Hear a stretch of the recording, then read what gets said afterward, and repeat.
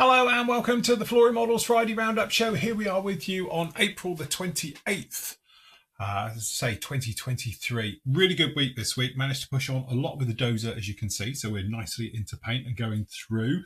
And it's the first time I've worked with armour for far too long. To be honest, I've got a real bug now for armour. I found myself the other day going around certain sites, having a look at armour kits and things, thinking, that would be nice. We could do something with that. We could do something like that. Because it does. Once you get the bug, if you like, gets under your skin, before you know it, you're thinking, right, there's all these different possibilities. But I really have enjoyed this one. It's coming along together really, really well. And to be honest with you, it's one of those things as well where I'm learning. So I'm learning new techniques with this one and I'm trying new techniques. And again, it's one of those things. Sometimes we all get in that little bit of a rut where we're worried about trying a new technique on your model, because that's basically go wrong. That's why having a buster and test pieces lying around like I've got here is quite nice. But again, it's one of those things. You can have a play, you see if it works, if it's to your taste, if it's to your liking, then you can turn it around to yourself and say, yeah, no, not quite how I wanted it, and just redo it. Point in fact, this blade, for members who are watching would have seen this on last night's show, and it looked a lot more silvery than that. I came down this morning, I'm looking at it thinking, it's too over the top, and I know I've got to cover it, so my plan of action literally is to come in and we're going to put mud and debris all over this. But as a start off point, it was a little bit too much, so I've already started just down in here. I've redone the blade at here, and I've got a nicer finish to it, or I think I've got a nicer finish. Hopefully you can see that. It's got a real nice shine. So by the time the debris builds up, and I intend to go up in here on this plate as well, but to be honest, it needs a little bit longer to dry. I've just done the blade just before we sort of started this, but it's looking very much the point going through. And again, massive thing for me is the first time I've sprayed Vallejo Model Air. Clearly they've changed the smell. So, like this little guy here, I haven't sprayed this stuff in anger for literally, I think it's 6 years I worked out. And in that time, they've changed the formula. So now it's got a very nice sort of floral smell to it. So when you're spraying it, it's like, it smells quite nice, which I think is very deceptive, because don't forget, it's not nice. You shouldn't be smelling it. You want it all to go out your extractor, and you want to be wearing your respirator and everything else, because if you can smell it, it means you're inhaling it, and you don't want to be doing that. But it was quite pleasant. You're like, that's very nice. I could get used to this. But generally, it went down really, really well. And that's the other thing as well, is obviously you can get, like I've done, I've sort of pigeoned myself into a hole where we've got lots of different lacquer paints and various things, and I've moved away from acrylics. Over time, though, acrylics are catching up, because as I say, we've used third gen AK stuff before, and this stuff's mental. It really, really is nice, and I suppose I could have done this one in it, but we went down the Vallejo route. But again, this is a step up from how I remember acrylics being. But even spraying this was a step up. But again, that's because I used a drop of this. And a lot of people say about it, but actually I think it's quite good. If you use this is the third gen acrylic thinners, and I put in probably 10% into Model Air, and I sprayed the entirety of this right the way through with no problems at all. We had no spitting. We had no, stopping and starting. We didn't do the old acrylic trigger pump, as I call it, where you just have to blow it through, making sure it's flowing through, do a bit, then blow away. I remember those days. None of that. Just absolutely fine, start to finish. And I know we're just doing a base coat technically right the way over the model, and we're not doing something complex like freehand camo or mottling or really fine details and stuff. Obviously, that's where I think acrylics probably will have a slight limitations, but general spraying, going down and doing all the work I need to do, it performed flawlessly. And again, it's one of those, it's quite nice, it's refreshing, because when you've moved away from a certain product, you sort of have it in your mind how it is, and it just stays there, and the reasons you don't use it anymore. And to me, it just was not giving me the type of results I wanted. I always had trouble with texture. It was always quite rough. This, I'll be honest with you, is totally smooth. Even with all the different, shapes, lumps and bumps and pokey out bits on this one, I've got no texture onto it at all, which is really nice, because again, technically, when you get like 90 degrees and things like that, you get a little bit of, I call it vortex ring, so the airflow hits it and it's just doing this, and then what happens is your spray gets caught up in that, and it can very rapidly make really rough areas, especially, you say, on 90-degree corners, things like that. I've had none of that. It's gone on. It's really eaten onto the surface. It's stuck. We haven't had any trouble with it running off or anything. So again, I'm very, very happy. And because we're doing armor, the great thing about acrylics is you can work with it. So you can chip it very easily. You can do various things to it as you're moving on with it. So that makes it a bit of a plus for me, because obviously when you're spraying down lacquers, once lacquers go off, I call it, you've got that golden hour where you can play with them for the first hour. But after that, they're going to go like concrete, and you can have whatever you like, chipping fluid underneath. very, very difficult to sort of get it off in a nice fashion, shall we say. But no, have had a lot of fun. So again, it's quite nice going back old school, having a go with old stuff that I really cut my teeth on. You think I spent best part of 15 years spraying this stuff, and gone back to using it. It's very, very nice. I thoroughly enjoyed it. But we have gone on well with this one. But anyway, we'll do a bit more of a catch up this one in a minute. All started obviously on Monday, where we got the basically all the construction together on this one. So we went along, we put all the lumps and bumps and the sort of bar armor hangers, of which there's hundreds of them. You can see they are absolutely everywhere. And again, testimony to the kit. They're really nice. They go in with a nice positive click in a lot of cases, and then you can just add glue afterwards. So these aren't little fiddly bits which are just flopping around and giving you trouble. They are no problem at all. They can go in there, all right? And then obviously we've got the photo etch installed, and we've got all those little bits right the way over it. And in here, I'm just explaining, take no notice of the instructions, honestly, because these little lumps all along this little sort of hooded area here, it's a bit of guesswork on the instructions where they go. But later on, when you add some of these other bits into it, it can go in. So put in the handles and these little covers coming over the top in afterwards, after the actual bar armor parts have gone in, makes a lot more sense. Otherwise, you end up like I had to do, because I had them in slightly in the wrong place and had to reposition the lot. But generally going through, I've done it as a soft fit, so the roof can come off to show, but also so we can change out the glass work. Because at the moment, I've got the clear armor, the unarmored glass in there, the clear stuff. And then later on, we will switch it out after we've done all the paintwork and that for the actual blued stuff. So again, and there's your drive sprockets with the old planetary gears on there.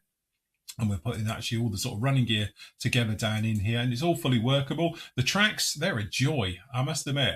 Normally I hate tracks, but these are literally click and fit and away you go. So you just got to glue one part on, and then you literally just click them together, and they're fully workable and posable and all the rest of it. So that's really nice to it. There is a little bit of slack on the track, but looking at them, they're quite slack anyway. They're not tight at all. So I'm not worried about that. Then we got the front rams all installed into it, and we did a little bit of mock-up work with it, putting it all together, but it is still a loose fit, as you can tell in front of me now, it's all in bits. So yeah, you can go through and do it like that. But really that completes off the actual major parts of it. Still got the blade to do, which we'll see in a minute. But I sing its praises. I think men are really, really underrepresented sometimes, because their stuff is good quality. It goes together really well. The instructions normally are pretty good. Sometimes they get a little bit vague, and it makes for a fun build. So I've had a lot of fun with that one. Tuesday, it was me and Matt, part of our series. Turn that off. Matt's discussing obviously there with his little half track with the flak on there and all the rest of it, and it was our show. So we were discussing things like books and everything else. I was working on the CL 215, going through the things of that. We were discussing removing small parts off the sprues, if I remember rightly there. Matt was trying to cut his fingers off, literally, on that one. So as you can see, this is free to watch. You can watch these at any point. That's us discussing shadows and stuff. But this is our sort of new format. We're doing one show a week, which will be live. It's free to watch. Anybody can watch these. This one was just over 2 hours. So if you want to come along and catch up with these, remember, if you are not a member, you should be, but if you're not, just go onto our Facebook page or definitely onto our YouTube page, like and subscribe and all the rest of it, and you'll get sent a notification. Normally it's around about 2 to 3 hours before we go on air, just like that. All right. I was weathering the CL215, which is looking very nice as well. I'll show you that in a minute. I forgot we've moved on with that one. So it's coming on very nicely. But anyway, if you want a nice chilled out, relaxed afternoon of modelling, questions, things like that, you can join in as well. And obviously, as I said before, it is free on YouTube, and you can ask questions on there and various things. So we're going to be doing Tuesday afternoons live. We'll be back with you next Tuesday on that one, and then I think we'll be back with you on Thursday, and then next Saturday for the coronation, we're doing a special live show on Saturday morning and in the evening as well for that one. So anyway, that was that. You can go on with that. Then on Wednesday, me and Matt with you were back again, and we were talking all things with the Zucamori's to be released today, or the pre-order for it is today, for their new FW190. I've got a feeling that's the A4. And we were talking all things, usual bits and pieces from the actual show itself. So you can go off, and again, I should have queued these up probably a little bit better, but we were talking all things about this particular kit and all the other stuff all things McLaren based, for some of the latest kit releases coming out as well, some of the book orders we got going on, some of the pre-orders, and obviously answering all your questions from the actual PM show as well. So again, that's a weekly show that we do. Usually it's around about sort of half an hour to an hour long, and usual thing, if you've got any questions for that, members, you can post them up to us and we'll get the answers to you if we at all can. So anyway, that was up on Wednesday. Last night we had the live show. So again, God help us here. There you go, you can see. So it was our usual live show. Members won, so a little bit naughty in some places and perhaps controversial in others. But this is our live show just for members. Obviously, members, you can go off and watch this one. It's usually an hour and a half. No John last night. Unfortunately, his internet is still playing up. We tried it with him before we went on air, but he lasted about 30 seconds and then would lock up. So we sort of gave up at that point. But anyway, we were all doing a little bit of work. Well, I wasn't, because I was sort of stuck between jobs, to be honest. And but as you can see the bulldozer blade, how I've changed it down there to what it is now. Totally different effect, but anyway, it's working quite well. But anyway, so yes, very good. Usual thing, if you want to join in, you do have to be a member to watch these shows. We often talk about the various discounts and offers and various things that are going on as well. All right, so members, you can catch up with that show that was up with you last night, and that gets you bang up to today. So this is part 5, which is finishing off the actual full construction phase of the Dozer itself. So this show, literally, it's all about the front end, really. So we work on the blade, we get the rams all sorted out and done, and the bits and pieces like that. Then we sort of get a fix, a few little faults that I've made. All look fire. We all like a bit of fire. That's right. It's just me cleaning out the nozzle on the contactor glue. And then obviously getting the blade all built together, getting all the workings of it, and it's all fully operational as well. It works just like the other. Test fitted it all out, looked really, really nice, going together very, very well, as you can see, right the way through. So had a lot of fun with this particular build, and yeah, really looking forward to moving on with it. Anyway, that is up with you now, members. That will complete off the build just like that. It is up there, as you can see. Last up this week, we actually had the reviews. So only one review up here this week, so I was quite busy doing the this bit lump down in front of me and some of the live shows. So we've got this one up, which again, this is the one technically I sort of was waiting for, because I quite fancy doing the Mediterranean theatre ones. So this is the, I think it'll be this sort of one, or the one with the Azure blue. Not allowed to say Azores anymore, people get upset apparently. Even though, guys, it's an in-joke. A lot of the stuff we say, I know obviously you're not members and probably don't know, but there's a lot of in-jokes you're probably missing out of.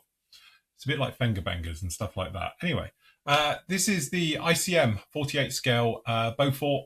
This is the Trot version, so it's got the little cans on top of the engines and a couple of other things. Really nice kit. Comes with the torpedo as well. It does come with a dolly for it. It is absolutely a beautiful kit. And I'll be honest with you, I'm probably going to build it.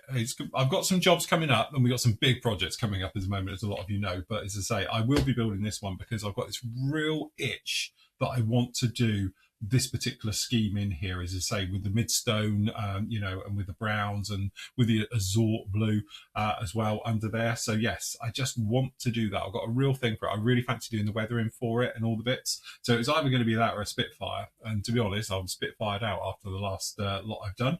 So I thought we'd do something a little bit different. Love this kit since it got released in its original boxing. So I thought I'd give this one a go. So I ordered up that one, and that one got delivered today. We've done the review of it. The original review is up there somewhere as well, if you want to go off and find that, along with all the other hundreds of reviews. I think it's about 600 reviews now. It's ridiculous, absolutely ridiculous amount of reviews we've done.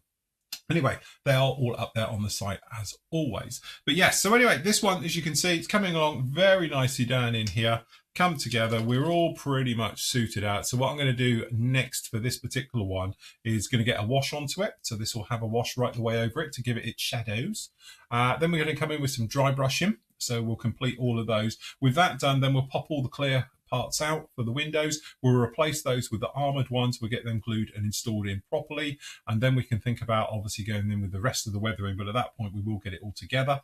So we'll pop this little lump all together, and then we'll be sort of really just working our way through with the usual things. So neat oils, oil washes, then we're coming in with pigments. Then we're going to come in obviously with the thick wash as well for mud effect and dust and grime and stuff like that right the way through with this one. I am intending on doing a little base, but like with all of my ones, they won't be part of the build. I'll do them as a standalone separate. But I just love this thing because it's fully working. And as I say, these tracks, absolutely brilliant. I just love these tracks. I think they're really, really cool.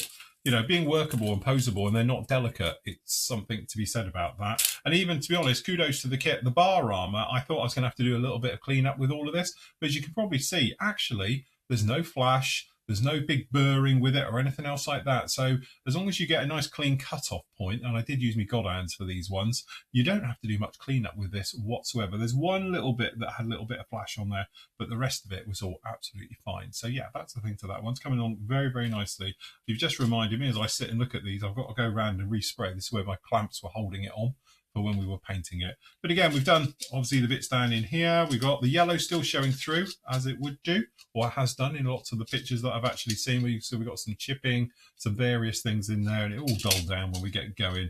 And again, that Dozer blade, let's say, change that out. Happy with that now. So yeah, we can get it together. And last up, just to recap, the CL215. We obviously did a little bit of weathering on this, so hopefully you can see it over the wings. I want it subtle. We don't want this thing looking like it's apocalyptic. But hopefully we put a little bit of shade in now. So this just had a gentle oil wash right the way over it, quite a thin one. And then we've just gone in and tidied it up now. So that's in. But you see, we've got the gear in, we've got the wheels in now, which we had a little bit of a concern about, shall we say.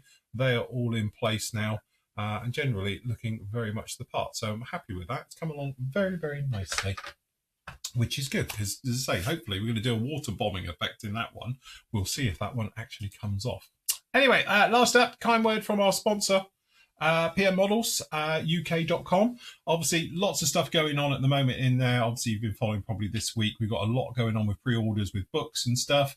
Those orders have all been put in. We've also got pre-orders in with Rubicon. We're going to be stocking Rubicon from now on. And we've got one in with HMH Books, I do believe it is as well, for the Dale Hawkins books. So we've been talking about a lot of those this week. But generally, full restock on everything. And don't forget, there is 20% off on Dragon. I know Matt was talking about those figures that we were doing. There's a couple of other bits in here that have been added today. So have a look at these. We've got some great deals. And we were saying Dragon gets a bit of a hard time sometimes, but you get everything you can possibly want in the box. And yes, some of their instructions are a little bit iffy, but you know, it's not a problem. But if you're into the figures like Matt was showing, obviously we've got a lot of the figure sets down in there as well. Some very nice vehicles down in there. So if you fancy that, it's all 20% off. It's already done for you. So as soon as you get to checkout, it will already discount you as you make your way through with that one. So yeah, very, very nice indeed. And obviously just up in the normal areas, the new arrivals, you say not a lot's really changed out of this one. Currently out the Hurricanes, beautiful kit, but hopefully we'll get those soon. And obviously Matt was showing on the live show, I think it was on Thursday or was it on Wednesday? We've got the Vespid Centurion as well. He did a quick unboxing with that particular one and all the others just like that. And that is about it for this week. So enjoy the weekend, everybody, because it is a bank holiday here in the UK. So everyone gets Monday off. And then we get the following Monday off because it's the King's coronation. But don't forget, we've got lots of live stuff coming up with you. I've got more stuff. We've got the next part of this will be up with you on Monday, even though it's bank holiday. I've still got it all queued up, ready to go. So that will be up with you on Monday, talking about all the paintwork. So we talk about, obviously, primer coats going on. We talk about the yellow, because it's obviously got yellow chipping coming through, how we did all the chipping effects. And then, obviously, we talk about getting this top coat on, so forth and so on with that one. And then in next week, it's all going to be out weathering and doing the various stuff to it. So that one should really come alive as we make our way through. Tuesday, we got afternoon, we got a live show with you at 3 o'clock as well, which is free to watch for anybody if you want to join in with that one. Wednesday, we've got the PM show. Thursday, we've got another live show in the afternoon with you. And then on Friday, you've got the roundup show with me and the next part of this particular build. And then on Saturday, in the morning, I don't know what time in the morning yet, it's out for debate, but we are with you Saturday morning live, and we will be in the evening for quiz night as well. So we're doing a special coronation quiz night for you as well. And then obviously it's another bank holiday weekend here in the UK. So we get 3 bank holiday weekends off in May. Who thought of that one? So great for everyone, I suppose. But anyway, there we go. That's it from me. Happy modelling. Take care. As always, I'm going to leave you with your great work for the gallery. So until Monday, happy modelling.